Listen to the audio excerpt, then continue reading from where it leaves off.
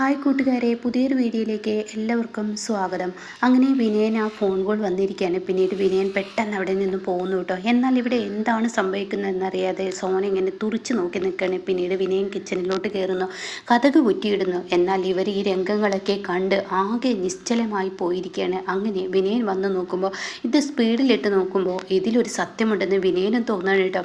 അങ്ങനെ യഥാർത്ഥ പ്രതിയെ വിനയനും നേരിട്ട് കാണുകയാണ്. അങ്ങനെ ഈ സമയം ഉടൻ തന്നെ പറയുന്നുണ്ട്, എന്തായാലും വിനയ ഇതിൻ്റെ ഒരു കോപ്പി ഇങ്ങ് തായോ, ഞങ്ങൾ പെട്ടെന്ന് ഇത് പോലീസിൽ കൊണ്ടുകൊടുത്ത് അനുചേച്ചി ഇന്ദ്രേട്ടനെ രക്ഷിക്കട്ടെ. അത് കേട്ടോടെ തന്നെ, അയ്യോ പറ്റത്തില്ല, എൻ്റെ ഭാര്യ അവിടെ സിസേറിന് കയറ്റാൻ പോവാണ്, എനിക്ക് അവളുടെ അടുത്തോട്ട് പോകണം. അത് കേട്ടോടെ തന്നെ സത്യം പറയണം, നീ പോയിക്കോ, നീ പോകുന്നതിന് ഞങ്ങൾക്ക് തെറ്റില്ല, ചീരുവിന് അവിടെ ആളുകളുണ്ടല്ലോ, പിന്നെ എന്താ പ്രശ്നം എന്ന് ചോദിക്കുകയാണ്. അത് കേട്ടോടെ തന്നെ, അതൊന്നും പറ്റില്ല, എൻ്റെ ഭാര്യയുടെ പ്രസവത്തിന് ഞാൻ എത്തണം, അതുകൊണ്ട് എനിക്ക് പോകണം, ഞാൻ പോകുന്നു എന്ന് പറയട്ടെ. വിനയ പ്ലീസ് വിനയ, ഇതിൻ്റെ കോപ്പി താ. അപ്പോഴേക്കും വിനയ ലാപ്ടോപ്പൊക്കെ അടച്ചു വെച്ചു കേട്ടോ.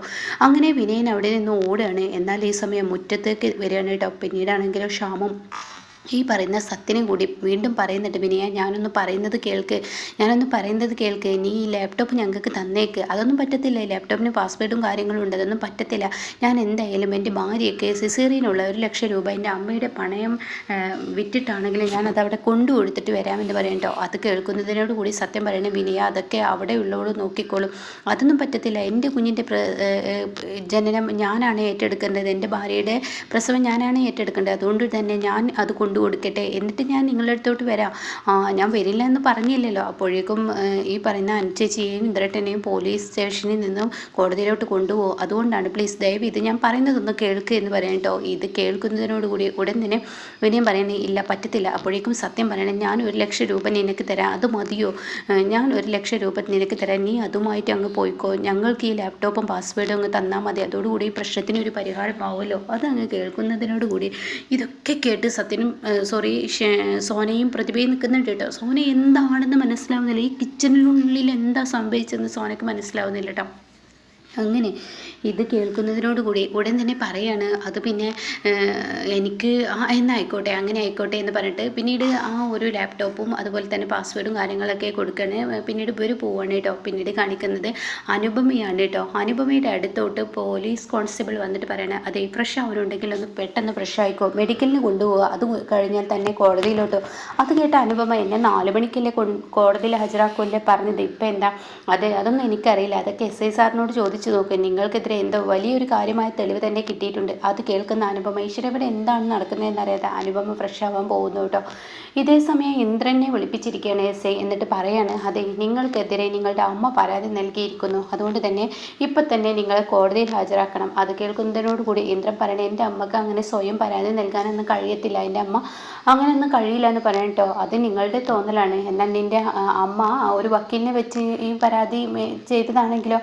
അപ്പോൾ അതൊക്കെ കേട്ട് ആകെ കിളി പോവാണ്. എന്നാൽ പുറത്ത് നിൽക്കുന്ന രഘുവും ദാസും സംസാരിക്കുന്നതിനിടെ പെട്ടെന്ന് വക്കീൽ വിളിച്ചിരിക്കുകയാണ് കേട്ടോ. അങ്ങനെ ജോൺ മാത്യു വിളിച്ചിട്ട് ദാസിനോട് കാര്യങ്ങൾ പറയണേ. അപ്പോൾ രഘു കാര്യങ്ങൾ കൈവിട്ടു പോയി, ആ സുശീല ഇവിടെ പരാതി കൊടുത്തിരിക്കുന്നു, ഇനിയിപ്പോൾ നമ്മുടെ അനുവിനെ രക്ഷിക്കാൻ ബുദ്ധിമുട്ടാണ്. അത് കേട്ടോടെ തന്നെ നമ്മളിവിടെ നിൽക്കുമ്പോൾ സുശീല എങ്ങനെ പരാതി കൊടുക്കാൻ വരിക, അവർ മെയിൽ ചെയ്തിരിക്കുകയാണ്, ആരുടെ സഹായത്തോടെ മെയിൽ ചെയ്തിരിക്കുന്നു എന്ന് പറയാം കേട്ടോ.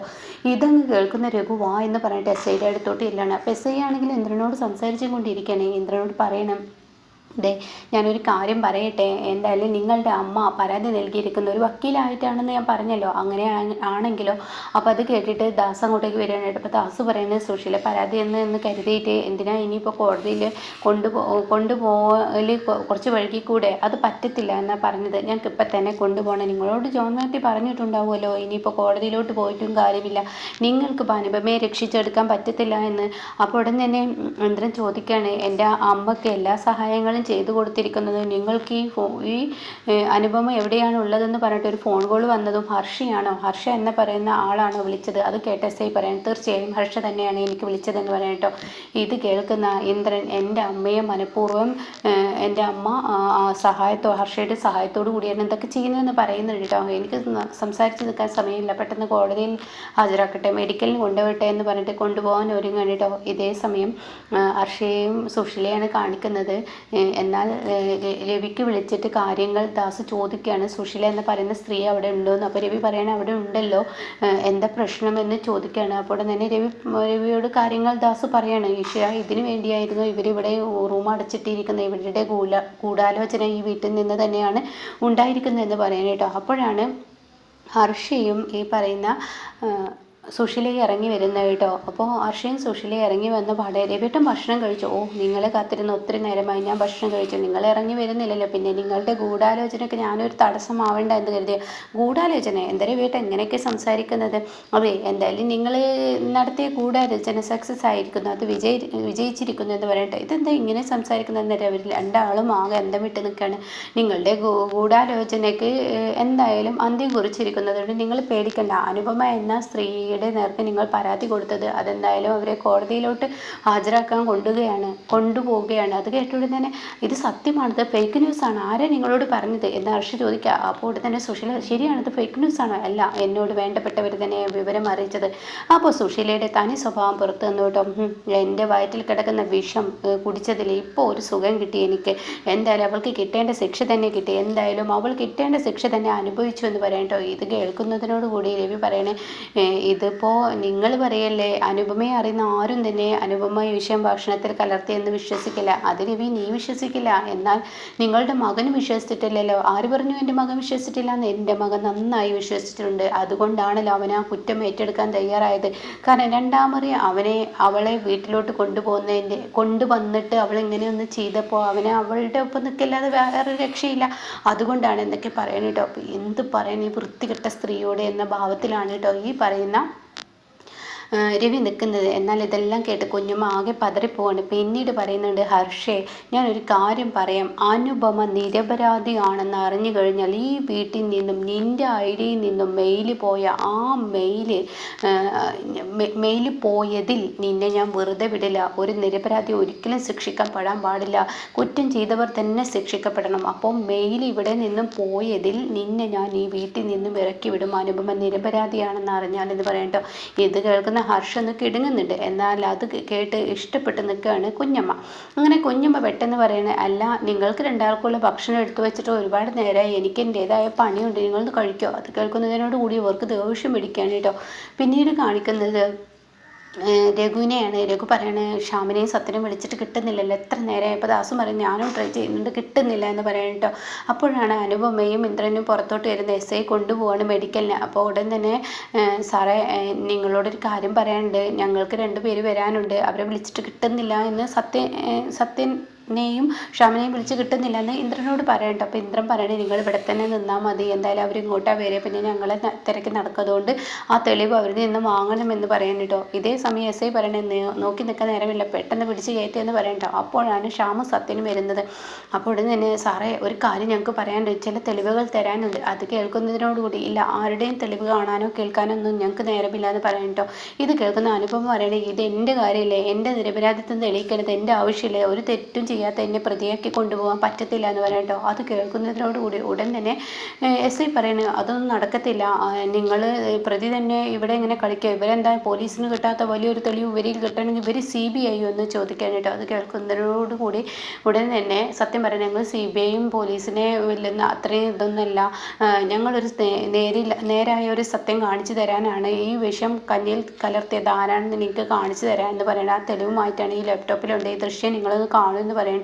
ഇതിപ്പോൾ എന്താ AI വെച്ചിട്ട് നിങ്ങൾ ഓരോ തെളിവുകൾ ഉണ്ടാക്കി കൊണ്ടുവരികയാണോ? അത് കേട്ടോടെ തന്നെ ഇന്ദ്രൻ പറയാം, അല്ല, എൻ്റെ വീട്ടിൽ ഞാൻ CCTV ക്യാമറ വെച്ചിട്ടുണ്ട്, അതുകൊണ്ട് തന്നെ CCTVയിൽ പല ദൃശ്യങ്ങളും പതിഞ്ഞിട്ടുണ്ട്. ഇതെന്താടോ താൻ പോലീസ് അവിടെ വന്നപ്പോൾ നീ എന്നോട് പറയാതിരുന്നത്, ആ ദൃശ്യങ്ങൾ ക്യാമറയിൽ പതിഞ്ഞിട്ടുണ്ടോ എന്ന് അറിയാത്തത് കൊണ്ടാണ് ഇത്രയും നേരം പോലീസിനോട് പറയാതിരുന്നത്, അതുകൊണ്ടാണെന്ന് പറയട്ടോ. ഇത് കേൾക്കുന്നതിനോട് കൂടി, താൻ എന്നെ വിഡ്ഢിയാക്കുകയാണോ? ഒരിക്കലും എന്നെ വിഡ്ഢിയാക്കാൻ കഴിയില്ലടാ, കാരണം നിങ്ങൾ AI ക്യാമറ വെച്ചിട്ട് നിങ്ങൾ ഇങ്ങനെ വീഡിയോ ക്രിയേറ്റ് ചെയ്ത് ഞങ്ങളുടെ മുന്നിലോട്ട് വരുന്ന ഈ ഒരു സ്വഭാവം ഉണ്ടല്ലോ, അത് വേണ്ട, പോലീസിനെ പൊട്ടനാക്കാൻ നോക്കണ്ട എന്ന് പറയട്ടോ. കേട്ട് ഈ പ്രതികളെ പിടിച്ചത് എന്ന് പറഞ്ഞിട്ട് അനുപമേന്ദ്രനെയും കയറ്റുമ്പോൾ ഉടൻ തന്നെ അവിടെ തടയുകയാണ് കേട്ടോ ദാസ്.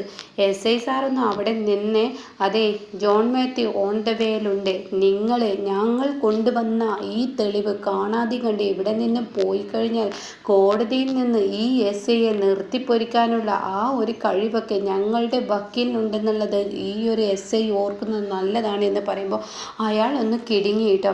എന്നാൽ ഈ സമയം സുശീല പറയുന്നുണ്ട്, എൻ്റെ മകനെ ഞാൻ രക്ഷിച്ചെടുക്കും, അവളെ ഞാൻ ശിക്ഷിക്കുമെന്ന് സുശീല പറയുന്നുണ്ട് കേട്ടോ. ഇതേ സമയം സോനയാണെങ്കിലോ പ്രതിഭയോട് ചോദിക്കുകയാണ്, എന്താണ് കിച്ചണിൽ നിന്ന് തെളിവ് കിട്ടിയത്, പോലീസിന് കിട്ടാത്ത തെളിവ് ഇവർക്ക് എങ്ങനെ കിട്ടി, എന്താ സംഭവം, എനിക്കൊന്നും മനസ്സിലാവുന്നില്ലല്ലോ എന്ന് പറയുമ്പോൾ എന്തെങ്കിലുമൊക്കെ കിട്ടിയിട്ടുണ്ടാവും, അതുകൊണ്ടാണല്ലോ 1,00,000 രൂപ സത്യേട്ടൻ വിനയന് കൊടുത്തത്. അത് കേട്ട ഉടൻ തന്നെ എന്തായാലും എന്ത് തെളിവാണത് എന്നിങ്ങനെ സോന എനിക്കറിയില്ല എന്ന് പറഞ്ഞിട്ട് പ്രതിഭ ഉള്ളിലോട്ട് കയറിപ്പോവാണ് കേട്ടോ. ഇതേ സമയം സോന ആകെ കിളി പോയി നിൽക്കുകയാണ്. എന്നാൽ ഈ സമയം വിനയനാണെങ്കിലോ ഹോസ്പിറ്റലിലോട്ട് കയറി ചെല്ലാണ്. അപ്പോൾ തൻ്റെ അമ്മയും അമ്മാവനും കാണാണ്. അവരോട് ചോദിക്കുകയാണ്, എന്തായി സിസേറിയൻ കഴിഞ്ഞോ എന്ന്. ഇല്ല സിസേറിയൻ കഴിഞ്ഞിട്ടില്ല, കണ്ടില്ല, അവർ പറ്റിച്ചിരിക്കുകയാണ്, പൈസയ്ക്ക് വേണ്ടി നമ്മളെ വിട്ടിയാക്കാൻ വേണ്ടി, മനഃപൂർവ്വം അവഹേളിക്കാൻ വേണ്ടി, അപമാനിക്കാൻ വേണ്ടി എന്നതൊക്കെ ചെയ്യുന്നത്. സിസേറിയൻ്റെ ആവശ്യമില്ല, എൻ്റെ ഭാര്യയ്ക്ക് പ്രസവം മതി എന്ന് പറഞ്ഞിട്ട് ഓടിച്ചാടി അനന്തമാഷിൻ്റെ അരികിലോട്ട് ചെല്ലാണ്. എന്നിട്ട് അനന്തമാഷിനോട് പറയണേ, എൻ്റെ ഭാര്യയ്ക്ക് സിസേറിയൻ വേണ്ട, എൻ്റെ ഭാര്യയ്ക്ക് പ്രസവം മതി, അത് നീയാണോ തീരുമാനിക്കുന്നത്, എൻ്റെ മകളാണ് അവൾ, നിൻ്റെ ഭാര്യയാവുന്നതിന് മുന്നേ എൻ്റെ മകളാണ്, അവൾക്ക് പ്രസവം തന്നെ മതി എന്ന് പറയുന്നത്. സിസേറിയൻ തന്നെ മതി, താനല്ലല്ലോ ഈ ഹോസ്പിറ്റലിൽ നിന്ന് ഒരു ഡോക്ടർ അങ്ങനെ പറഞ്ഞു കഴിഞ്ഞാൽ ഞാൻ പോകുമ്പോൾ പറഞ്ഞില്ല എൻ്റെ ഭാര്യയ്ക്ക് ഇതൊന്നും വേണ്ടെന്ന്, അവർ പൈസ കിട്ടാൻ വേണ്ടിയാണ്. ദേവിനിയ, ഞാനൊരു കാര്യം പറഞ്ഞേക്കാം, എൻ്റെ മകളുടെ സുരക്ഷിതത്വമാണ് എനിക്ക് വലുത്, അപ്പോൾ അതുകൊണ്ട് എന്നോട് ഡോക്ടർ സിസേറിയൻ വേണമെന്ന് പറഞ്ഞപ്പോൾ ഞാൻ അതിന് ഒപ്പിട്ട് കൊടുത്തു എന്ന് പറയപ്പോൾ വിനയം പറഞ്ഞു, ആഹാ ഞാൻ അവളുടെ ഭർത്താവാണ്, ഭർത്താവിന് ചില അവകാശങ്ങളുണ്ട്. അത് കേട്ട അമ്പിളിക്ക് അങ്ങ് ദേഷ്യം പിടിക്കുകയാണ്. എന്താ വിനയ, നീ അച്ഛനെ ഭരിക്കുന്നോ, അച്ഛൻ്റെ സ്വന്തം മകളുടെ കാര്യത്തിൽ തീരുമാനം എടുക്കാൻ നിനക്ക് യാതൊരു അവകാശവും ഇല്ലെന്നാണ് നീ പറഞ്ഞു വരുന്നത്, അതിലും വലിയ അവകാശം നിനക്ക് എന്നാന്നൊക്കെ ചോദിക്കാൻ കേട്ടോ. അവകാശം എന്നാൽ ഞാൻ കാണിച്ചു തരാം, എൻ്റെ സമ്മതമില്ലാതെ കണ്ടിട്ട് ഒരിക്കലും സിസേറിയൻ ചെയ്യാൻ ഞാൻ സമ്മതിക്കില്ല എന്ന് പറഞ്ഞിട്ട് ദേഷ്യത്തോടു കൂടി വിനയൻ താഴോട്ട് ചെല്ലാണ് കേട്ടോ. ഇതേ സമയം ലതികയും ലംബോദരനും പിന്നാലെ ഓടുന്നുണ്ട്. അങ്ങനെ ഡോക്ടറെ വഴിയിൽ വെച്ച് കാണാണ്. ഡോക്ടറെ അവിടെ നിന്ന് എൻ്റെ ഭാര്യയുടെ സിസേറിയൻ എടുക്കാൻ നിങ്ങളോട് ആരാ പറഞ്ഞത്, അതെ അവർ വേണ്ടപ്പെട്ടവർ തീരുമാനം എടുത്തതാണ്, അത് വേണ്ടപ്പെട്ടവർ ഞാനും കൂടി വേണ്ടേ, ഞാൻ അവളുടെ ഭർത്താവാണ്, ഈ ഹോസ്പിറ്റലിൽ ഞാനാണ് അവളെ കൊടുന്ന് അഡ്മിറ്റ് ആക്കിയത്, എൻ്റെ രേഖയാണ് ഇവിടെ ഉള്ളത്, അതുകൊണ്ട് തന്നെ കഴിയില്ല, സിസേറിയൻ ചെയ്യാൻ പറ്റത്തില്ല, പണത്തിന് വേണ്ടി എന്നൊക്കെ പറയുമ്പോൾ ഒരു ഡോക്ടർക്ക് ഒരു രോഗിയുടെ അവസ്ഥ എങ്ങനെയെന്ന് നോക്കി സിസേറിയനാണോ പ്രസവമാണോ വേണ്ടതെന്ന് തീരുമാനിക്കുന്ന ഒരു ഡോക്ടറാണ്, അത് താനല്ലടോ എന്ന് പറയുമ്പോൾ എന്താ ഡോക്ടർ പറഞ്ഞത്, അത് നടക്കത്തില്ല, എൻ്റെ ഭാര്യയുടെ സിസേറിയൻ നടക്കില്ല, ഇല്ല അവൾക്ക് അനസ്തേഷ്യ കൊടുത്തു, ഇനി സിസേറിയൻ ചെയ്യാതിരിക്കാൻ പറ്റത്തില്ല എന്ന് പറയാം കേട്ടോ. അപ്പോഴേക്കും ലതികയും ലംബോദരനും പറയാണ്, ഇവൻ സിസേറിയൻ വേണ്ടെന്ന് പറഞ്ഞ ഡോക്ടറെ നിങ്ങളുടെ മകനോട് തന്നെ ചോദിച്ചു നോക്കുക എന്ന് പറഞ്ഞിട്ട് ഡോക്ടർ അവിടെ നിന്നും പോകുമ്പോൾ, എടാ വിനയ നീ പ്രശ്നം ഉണ്ടാക്കല്ലേ, നീ ഒന്നും മിണ്ടാതെ നിൽക്കി, നിനക്ക് എന്താടാ എന്ന് ചോദിക്കുമ്പോൾ, ആഹാ എന്നോടാണോ വെല്ലുവിളിച്ചിരിക്കുന്നത്, ഞാൻ കാണിച്ചു തരാം എന്ന് പറഞ്ഞിട്ട് വിനയൻ്റെ യഥാർത്ഥ സ്വഭാവം എടുക്കുകയാണ് കേട്ടോ. ഇതിനിടയ്ക്ക് ചീരുവിനെ ഓപ്പറേഷനത്തിന് കൊണ്ടുപോകുമ്പോൾ ഡോക്ടർ പറയുന്നുണ്ട് കാണേണ്ടവർക്ക് കാണാമെന്ന്. അങ്ങനെ ചീരു ആണെങ്കിലോ വേദന കൊണ്ട് പൊളയാണ്. ആ സമയം മാഷ് വന്ന് കാണാണ്. മോളെ എന്ന് പറഞ്ഞ് വിളിക്കുമ്പോൾ ചീരു പറയാണ്, അച്ഛാ എൻ്റെ ആർച്ചയും ഭദ്രയെയും നല്ല പോലെ നോക്കണേ എന്നൊക്കെ പറയുമ്പോൾ, എന്തിനാ മോളെ ഇങ്ങനെ പറയുന്നത്, നീ പ്രസവം കഴിഞ്ഞാൽ സിസേറിയൻ കഴിഞ്ഞ് നീ റൂമിലോട്ട് വരുമ്പോഴേക്കും നിൻ്റെ ആർച്ചയും ഭദ്രയും എവിടെ ഉണ്ടാവും, നീ ടെൻഷൻ ആവണ്ട, നീ എന്തായാലും സമാധാനത്തോടു കൂടി പോയിക്കോ എന്ന് പറയുമ്പോൾ ചിരി വേദന കൊണ്ട് ഇങ്ങനെ പൊളയുന്ന ആ ഒരു ഓപ്പറേഷൻ തിയേറ്ററിലോട്ട് കയറ്റുന്ന ആ ഒരു സീന് കാണിക്കുന്നുണ്ട് കേട്ടോ.